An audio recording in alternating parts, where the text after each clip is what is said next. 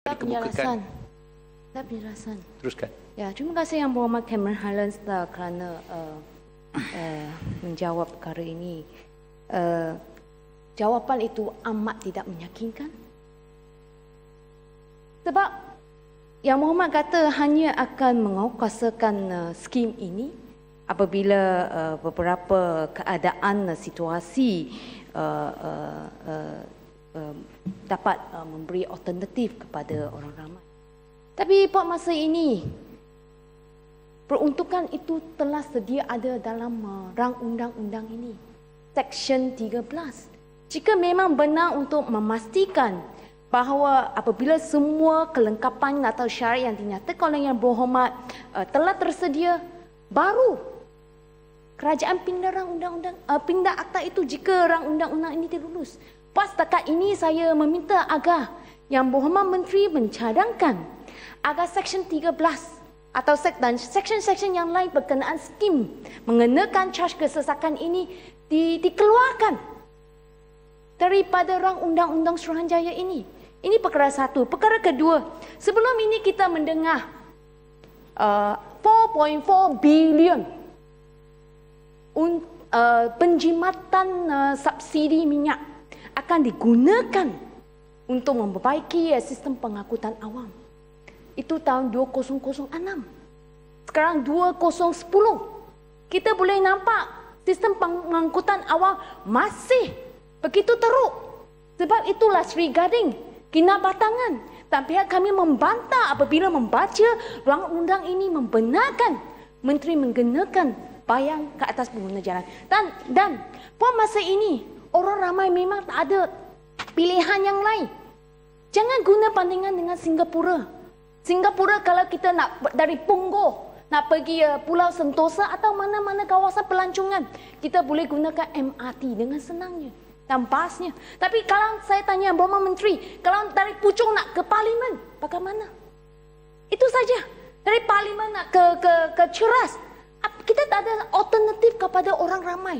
Saya percaya kalau ada alternatif kepada orang lain, sistem pengangkutan yang baik, orang ramai boleh mempertimbangkan penggunaan skim ini. Pada masa ini, satu lagi, maaf Yang Berhormat Menteri, pada masa ini kita bayar tol, beratur untuk bayar tol. Sistem perjalanan kita masih tidak lancar.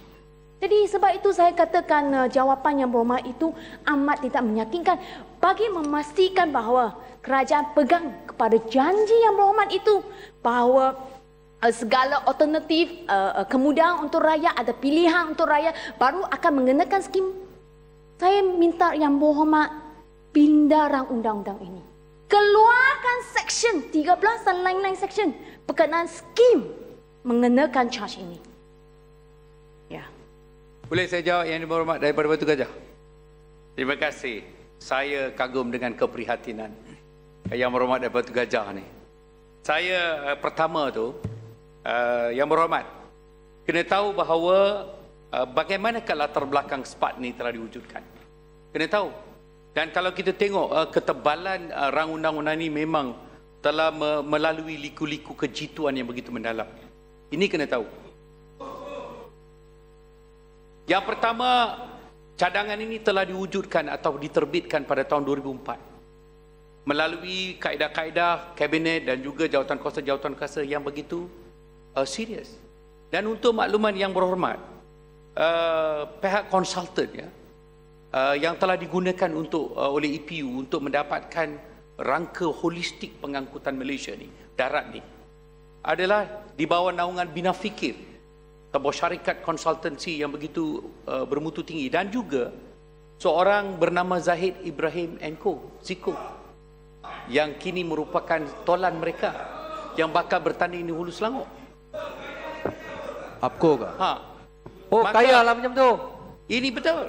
So, kerajaan telah menggunakan pakar-pakar kerana mereka pakar dalam bidang-bidang tertentu dan telah diangkatkan ke kabinet. Dan sejak 2008, Julai kita start. Baru sekarang dibentangkan rang undang-undang ini setelah melalui proses-proses tapisan, perbincangan dan rundingan yang begitu mendalam. Dan mereka menggunakan the best practices in the world dengan izin. Bukan the aku. best practices in the world untuk memastikan bahawa undang-undang ini telah dibentangkan pada parlimen ini. Dan kita akui bahawa ada kelemahan dalam pengangkutan awam kita. Itu sebab kalau kita lihat apakah komponen-komponen yang telah dicantumkan dalam memperkasa dan mengangkasakan sistem pengangkutan kita. Dan kalau kita lihat rail, kalau kita rail, kita ada banyak sekarang urban rail dengan izin, monorail, LRT, KTM, commuter, interrail rail, ancillary, airport system, cargo rail, bus rapid system. Kemudian kita ada buses. Bus-bus kita bukan satu dua yang tuan yang dipertua. Kita ada stage buses, feeder buses, intercity express, airport buses, tourist buses, school buses, charter buses, employee buses. Lepas tu kita pula ada taksi, macam-macam taksi, macam-macam goods transport. Nanti saya belum habis lagi. Saya habiskan. Sabar Yang Berhormat Batu Gajah. Maka setelah semua dirangkakan, Singapura telah berjaya untuk mengatasi masalah satu kawasan perbandaran. Maka kalau ini pun dikenakan, bukan di tempat rata-rata kita akan charge. Ini satu clause yang dimasukkan, satu rang undang-undang untuk kita mengguna pakai apabila ada keperluannya. Sekiranya kita rasakan ada bebanan terhadap rakyat, saya beri jaminan bahawa Dewan Perundangan ini yang mulia ni akan menjadi dia punya guardian of the people dengan izin. Dan kita ada juga, nanti saya habiskan, kita juga ada forum pengangkutan awam darat yang akan ada juga tribunal dia untuk memastikan kepentingan pengguna dan juga pengusaha-pengusaha terjaga. Sekiranya ada pertikaian, sekiranya ada masalah seperti itu, di mana kalau satu perkhidmatan diberi tanpa kepentingan kebajikan rakyat, maka takkan rakyat kita duduk diam. Tetap mesti ada suara-suara yang akan menuntut supaya satu keadilan, fairness diwujudkan apabila ada sistem ini. Baru 5 tahun akan datang. Maka kita tak mau balik dan mengatakan we'll come back again dengan satu bil yang baru. Kita letakkan satu yang boleh memberi kejaminan. Dan saya benar-benar setujulah, dan saya memang mengalu-alukan keprihatinan Batu Gajah. Saya pun begitulah. Tetapi saya memberi jaminanlah dengan izin. This was done in total discussion and depth in study. Kerana kita perlu dalam tempoh 2020, salah satu NKRA dalam program transformasi nasional adalah pengangkutan yang perlu dikendalikan. Dan pembangunan perbandaran yang begitu pesat di Northern Corridor, Southern Corridor, Iskandar dan juga Kuala Lumpur dan juga di Kuantan akan bakal menuntut perjuangan sebegini dan reformasi atau pengislahan sebegini. Maka saya memberilah jaminan kepada Yang Berhormat bahawa ada hampir 20 agensi Yang Berhormat yang terpaksa disatukan untuk kita sama-sama. Jangan ambil satu yang kecil dan diperbesar-besarkan. Datuk Pengusi, nak bagi siapa? Bagi Batu Gajah dulu, dia suruh bangun. Yang Berhormat suruh bangun lebih awal.